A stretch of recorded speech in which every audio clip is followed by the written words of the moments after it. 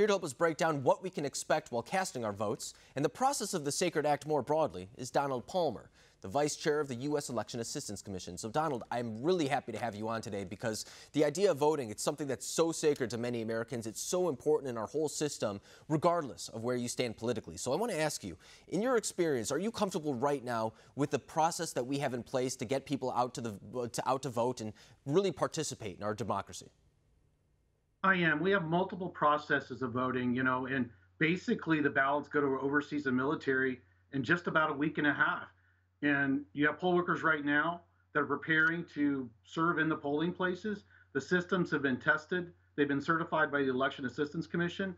And so they're preparing for early voting, election day, and of course, vote by mail.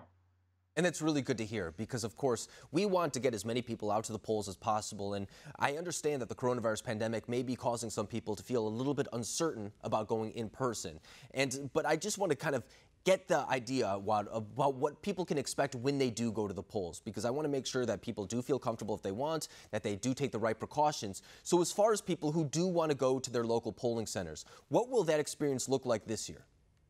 Very much the same. There'll be a few polling places that have been closed, usually assisted living facilities that the elderly may live in. They're going to consolidate some polling places, but the EAC has worked with the Centers for Disease Control to set parameters on how we can social distance and use masks to avoid any sort of transmission of the virus during the in-person experience. And so they've had some experience in, let's say, Wisconsin. Those studies have shown that there wasn't a transmission of the virus during that election process. So with the exception of a fewer polling places, election day will occur. And in fact, early voting will occur in much of the country, either in election offices or in facilities that are used like libraries across the country for a week or two of early voting.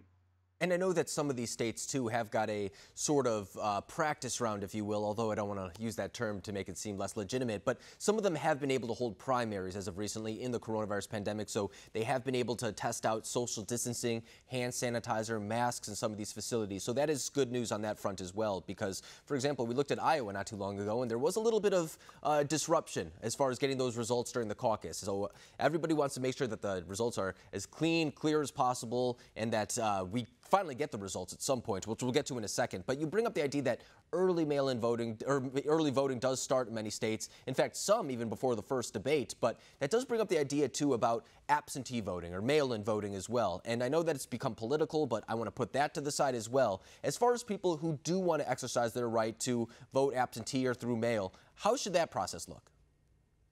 Well, in some states, you will either receive a ballot or an absentee ballot request.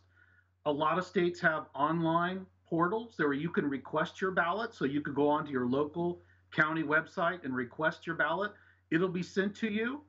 At that point, you need to take a look at it. The major point I like to make is if you do vote by mail, get it back early as possible.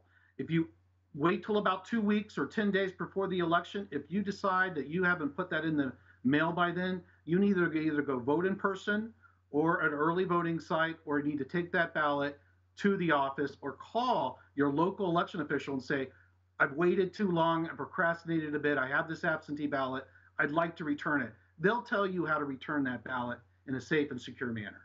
Really interesting, and it's really good advice, too, for a lot of people at home. But we were talking before about how the coronavirus pandemic has thrown a little bit of a wrench into what we can expect this year. In fact, I know that a lot of people are expecting mail-in voting, absentee voting to be through the roof. In fact, I saw a recent report that said almost 50% of those ballots could be absentee. Of course, that's speculative up to this point, but it does add to the concerns that we may not know the results of the election on November 3rd. In fact, Ben Smith, the New York Times, kind of was preparing the media to take this very argument, saying we may not know the election results on that night. We may not have that big celebratory speech and moment that we've seen in the past.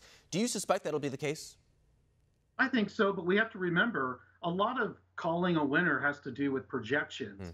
And so the actual results of election officials are sometimes different than what the projections are, as we saw in 2016. And so this may be the first election presidential in a while for those election nerds that we all may want to go to bed around midnight because we may not have the results or the projected winner, but we may have a little bit more information the next day, because I do think with early voting and the canvassing or the pre-tabulation of absentee or mail ballots, that we'll probably know who the projected winner will be a day or two after the election with some confidence. But again, official results aren't official until they've been made official by the election authorities. Yeah, and I would say that the sooner that date, the better. We don't want to keep the American people living in limbo for an event that's so anticipated. But, I mean, when you bring up the idea of going to bed by midnight on an election night, I'm not complaining about that. That sounds pretty good to me. Dan Palmer, I really appreciate you coming on the program tonight, laying down what we can expect on November 3rd and helping people out to make sure that they participate in this democratic republic. Thank you very much.